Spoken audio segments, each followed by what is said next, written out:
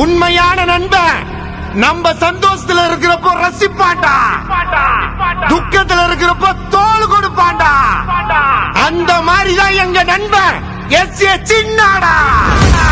மறு ஜென்மனு ஒண்ணு இருக்கிறது உண்மைனா நம்ம மறுபடியும் கூட்டாளியோ பிறக்கணும்டா. காசு பணம் பார்க்காத, ஜாதி மதம் கேட்காத நண்பன் தாண்டா எஸ்.ஏ. சின்னா தாண்டா. சின்ன கூட்டுக்குள்ள வாழ்ந்தாலும் சொந்தத்தோட வாழ்ந்த எங்க அண்ணன் தாண்டா எஸ்.ஏ. சின்னா தாண்டா. ஸ்கூடாய் சிலசா ஜெயா சின்னாடா.